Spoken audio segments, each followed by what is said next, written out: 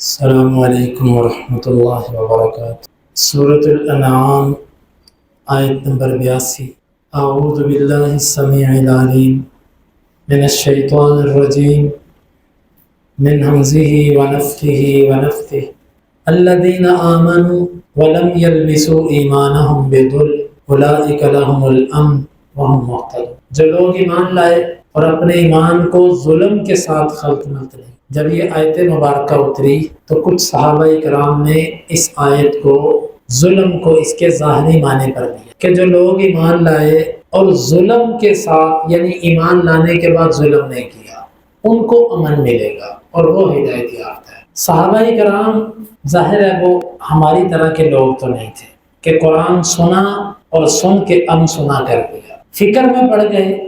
کہا اللہ کے رسول صلی اللہ علیہ وسلم اینا لم یظلم نفسہ، اللہ تعالیٰ کہتا ہے کہ جو ایمان لا کر ظلم نہ کرے امن اس کو ملے گا۔ تو ہم میں سے کون ہے جس سے ظلم نہیں؟ ظلم تو ہو جاتا ہے ہم سے، ہر گناہ ظلم ہے۔ تو کون بندہ ہے جس سے گناہ نہیں ہوتا؟ چھوٹا بڑا ہر طرح کے گناہ انسان سے ہوتے ہیں۔ انبیاء کی ہستیاں ایسی ہوتی ہیں کہ اللہ رب العالمین اپنی رحمت کے ساتھ ان کو محفوظ رکھتا ہے، وگرنہ سب سے گناہ۔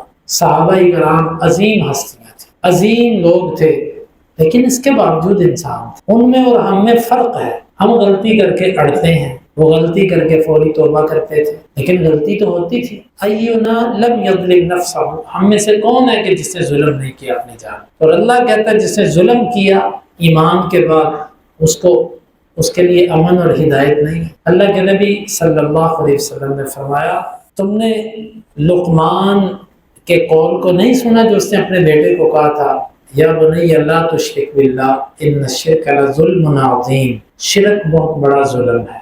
آپ نے فرمایا کہ ظلم سے مراد یہاں پر شرک ہے، ہر ظلم مراد نہیں، ہر قسم کا گناہ مراد نہیں۔ پھر معنی یہ بنا ایمان لانے کے بعد جس بندے نے شرک نہیں کیا اس بندے کو امن ہے اللہ کے ہاں اور وہ ہدایت۔ اس سے دو باتیں سمجھ آئی۔ ایک بات یہ سمجھ آئی ایمان لانے کے بعد بھی لوگ شرک کر سکتے ہیں، اسی لیے تو کہا کہ ایمان لانے کے بعد اس نے ظلم نہیں کیا یعنی شرک نہیں۔ لہٰذا کئی لوگ دعویٰ بھی کرتے ہیں مسلمان ہونے کا، لا الہ الا اللہ بھی پڑھتے ہیں، لیکن اس کے ساتھ ساتھ ظلم بھی کرتے ہیں، شرک بھی کرتے ہیں، اللہ کے غیر کو داتا بھی کہتے ہیں، غوث بھی کہتے ہیں، گنج بخش بھی کہتے ہیں، غریب نواز بھی کہتے ہیں، بگڑی بنانے والا بھی کہتے ہیں، یا رسول اللہ مدد بھی کہتے ہیں، یا علی مدد بھی کہتے ہیں، اور نظر و نیاز بھی ان کے نام کی کھاتے اور دیتے ہیں، ان کے نام پہ چڑھاوے بھی چڑھاتے ہیں، ہاتھوں پہ ان کے نام کے دھاگے بھی باندھتے ہیں، اور کالے دھاگے اور کالے کپڑے اور کالی ٹاکیاں بھی اپنی گاڑیوں پر اپنے گھروں کے باہر باندھتے ہیں، گھوڑے کے سم بھی اپنے دہلیز کے اوپر گاڑ دیتے ہیں۔ نہ جانے کون کون سے توہمات کے اندر یہ لوگ مبتلا اور کہتے ہیں ہم مسلمان ہیں۔ مانگنے کی باری آئے تو کہتے ہیں اللہ ہماری سنتا ہی نہیں ہے، اس لیے بزرگوں کو وسیلہ ڈال، اور کہتے ہیں مسلمان ہیں۔ حالانکہ پہلی تو بات یہ کہ آپ کو کس نے کہا کہ اللہ نہیں سنتا؟ اللہ تعالیٰ تو کہتا ہے کہ ادعونی استجب لکم، مجھے پکارو میں تمہاری بات کو قبول کروں۔ اللہ تو کہتا ہے مجھے پکارو اور تم کہتے ہو وہ سنتا ہے، یہ جھوٹ نہیں اللہ پر؟ اور پھر آپ کہتے ہو کہ نہیں بادشاہ سے ملنے کے لیے وزیر کی ضرورت ہوتی ہے، اللہ تک پہنچنے کے لیے بزرگوں کی ضرورت، یہ اللہ کی توہین ہے۔ اللہ کہتا ہے فلا تضربوا للہ الامثال، اللہ کے لیے مثالیں نہ بیان کرو۔ اللہ کہتا ہے لیس کمثلہ شیء، اس کی مثل کوئی نہیں ہے، اور آپ اللہ کو بادشاہ جیسا بنا رہے ہیں۔ اللہ تعالیٰ آپ سے کہتا ہے مجھ سے مانگو اور آپ اللہ سے مانگتے ہیں، اور پھر آپ کہتے ہیں یہ بزرگ اس سے مانگوں گا، یہ اللہ کو کہے۔ آپ کو کس نے کہا کہ یہ بزرگ اس قابل ہے کہ آپ اس سے کہو اور یہ اللہ سے؟ آپ کو کیسے پتہ چل گیا کہ یہ اللہ کا ولی ہے؟ ہمیں تو نہیں پتہ چل سکتا۔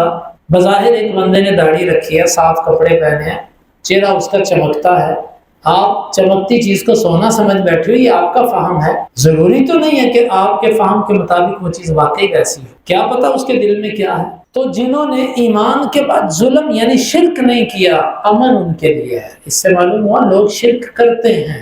آج بہت سارے مسلمانی کا دعویٰ کرنے کے بعد شرک کرتے ہیں، یا رسول اللہ مدد، یا حسن حسین مدد، جو مقدر میں نہیں وہ حسین سے مانگ، اس طرح کے کفریہ شرکیہ کلمات، یہ سب کا سب شرک ہے، اور شرک وہ چیز ہے جو عمل کو ضائع کرے۔ ایک جرم ہے کہ جس کو اللہ نے کہا میں کبھی معاف نہیں، وہ شرک ہے۔ اس کے سوا حدیث کے اندر آتا ہے اللہ تعالیٰ کہتا ہے یا ابن آدم لو بلغت ذنوبک عنان السماء، اگر تیرے گناہ آسمان کی بلندی تک پہنچ جائے. کسی بندے کے اتنے گناہ ہو نہیں سکتے، لیکن اللہ تعالیٰ نے تمثیل دی کہ تیرے گناہ اتنے زیادہ ہو کہ زمین بھرتی بھرتی بھرتی بھرتی اتنی اونچی کہ آسمان کی چھت تک اس کے گناہ ہو. اللہ تعالیٰ کہتا ہے کہ تو میرے پاس آئے، تو نے شرک نہ کیا ہو، میں تیرے سارے گناہ معاف کروں.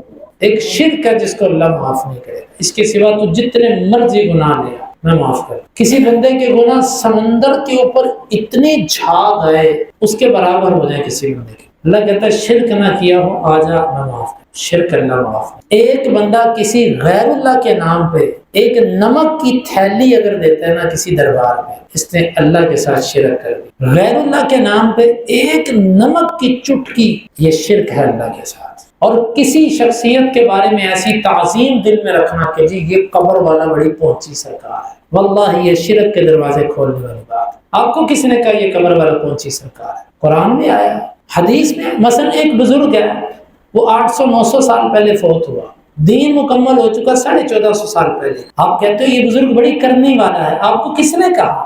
دین تو 1450 سال پہلے کا پورا ہو چکا، آسمان سے وحی آنی تو بند ہو گئی. اب آپ پر یہ وحی کس نے کی کہ یہ بڑی پہنچی سرکار ہے؟ یہ شیاطین ہے جو آتے ہیں لوگوں میں جھوٹی کرامات ان کی سناتے ہیں، اور مقصد یہ ہوتا ہے کہ لوگوں کو اس قبر والے کے ساتھ ایسا جوڑو کہ یہاں پر ڈھول ڈھمکا تماشا چرس بھنگ طواف چادریں اور نظر و نیاز اور سب کچھ. یہ اللہ کے ساتھ شرک ہے. ایمان لانے کے بعد جس نے شرک نہیں، اس کے لیے امن ہے. امن کس چیز سے؟ اللہ کے عذاب سے، قبر کے عذاب سے، جہنم کے عذاب سے، مرتے وقت کی سختیوں سے امن ہے اس کے لیے. اور جس نے شرک کیا اس بندے کو مرتے وقت بھی امن نہیں، قبر میں بھی امن نہیں، قبر سے نکل کر بھی امن نہیں، اور اس کے بعد کی زندگی میں بھی امن. مشرک کے لیے امن نہیں ہے.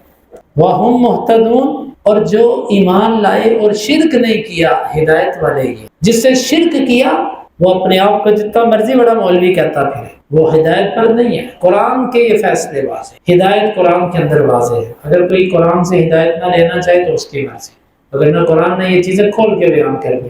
تو اس لیے جو لوگ شرک بھی کرتے ہیں اور ساتھ ساتھ اپنے آپ کو یہ سمجھتے ہیں کہ ہم حق پر ہیں، یہ دھوکہ ہے جو شیطان نے دے رکھا ہے. اور یہاں سے یہ بات بھی سمجھ آتی ہے قرآن سمجھنے کے لیے حدیث ضرورت ہے. صحابہ کرام عربی تھے، پھر بھی آیت کی سمجھ نہ آئی تو اللہ کے نبی صلی اللہ علیہ وسلم سے پوچھا. آج جو لوگ اپنی عقل سے قرآن سمجھنا چاہتے ہیں، قرآن کو حدیث کے بغیر سمجھنا چاہتے ہیں، اور علماء کی ضرورت نہیں محسوس کرتے، مولویوں کو کیا پتا، ترجمہ ہو چکا ہے ہر چیز کا، ہم خود دیکھ لیں گے. اور بعض کو شیاطین نے اتنا پاگل بنا رکھا ہے کہ وہ علماء سے بدظن ہے. ایک دفعہ ایک شخص میرے پاس آیا، کہتا تم سب مولوی خائن ہو، تم سب دین چھپاتے ہو. پھر تھوڑی دیر بعد بات ہوئی تو مجھے کہتا صحیح مسلم کے اندر حدیث ہے. میں نے کہا نکالو. اس نے صحیح مسلم کے اندر حدیث نکالنے کے بعد اردو پڑھنے لگا. میں نے کہا ٹھہرو رکو ایک منٹ، یہ خائن آدمی کا ترجمہ ہے، یہ نہیں پڑھو، تم خود ترجمہ کرو، عربی پڑھے. کہتا مجھے تو نہیں آتا. میں نے کہا خائن کا ترجمہ ٹھیک ہے، تم کہتے ہو علماء خائن ہیں، یہ ترجمہ علماء نے کیا ہے، تم خود کرو ترجمہ.